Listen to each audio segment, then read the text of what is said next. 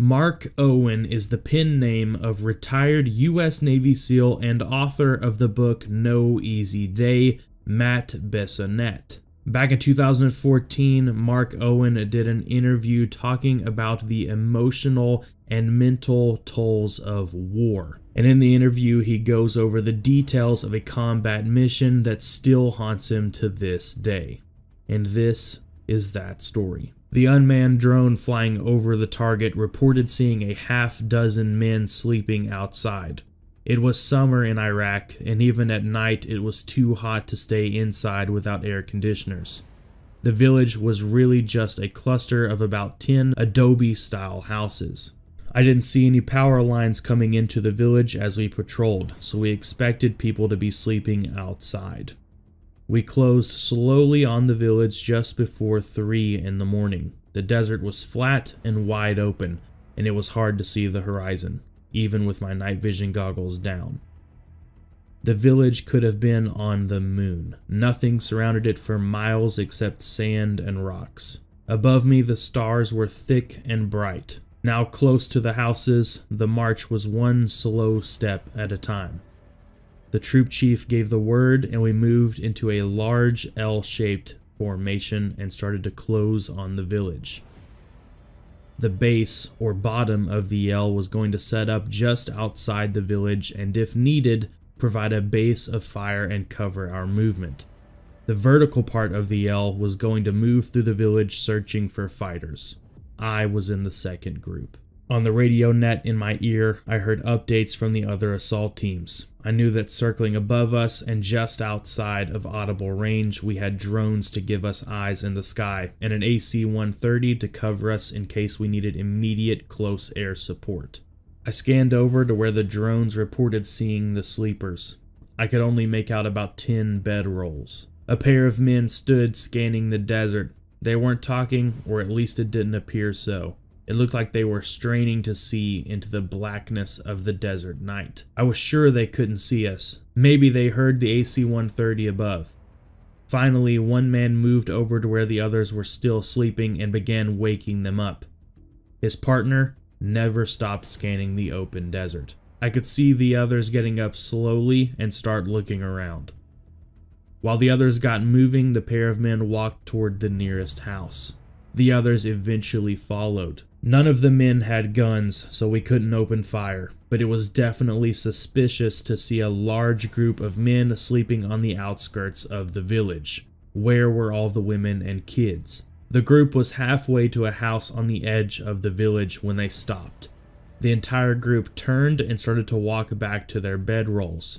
We were about 200 meters away, and I could see every one of the men clear as day in my night vision. When they got back to their bedrolls, I could see them grabbing AK-47s, RPGs, and even a belt-fed PKM machine gun.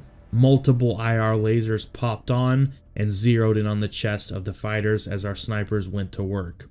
Seconds later, 3 of the enemy dropped. The others panicked and started running back toward the village. Suppressed rounds continued to pour in on them.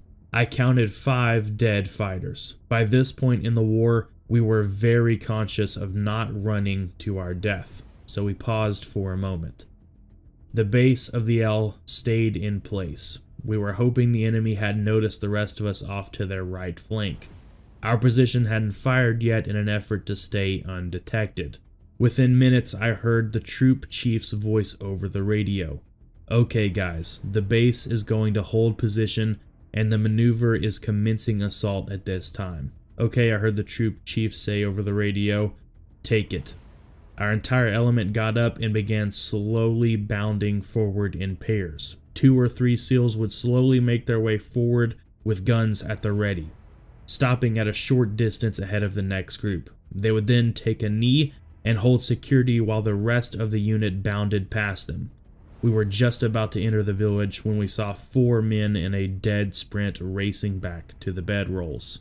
I was less than 100 yards from them. I raised my gun and zeroed in on the first guy in the group. He looked anxious as they sprinted, his eyes wide open.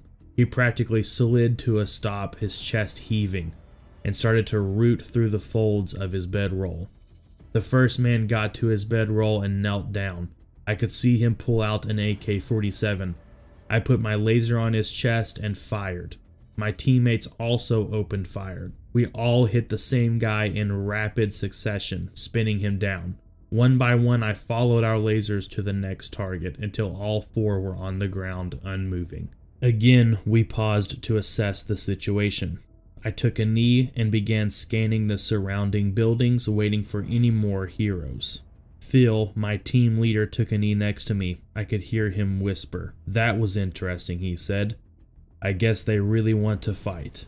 Let's take it slow and careful tonight. These guys mean business." "Let's keep moving," the troop chief interrupted over the radio. My team spent the next 30 minutes clearing house after house.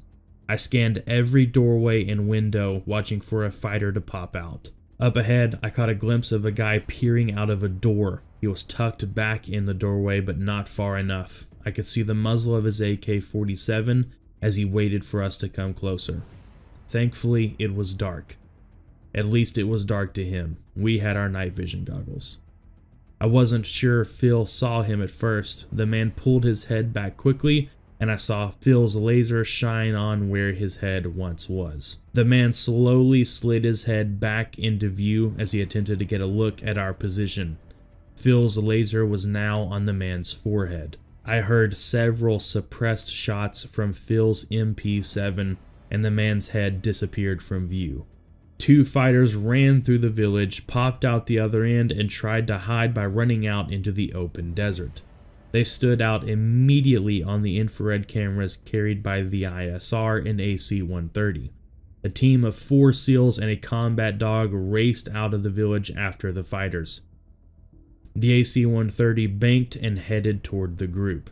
I was keeping track of their progress on the radio.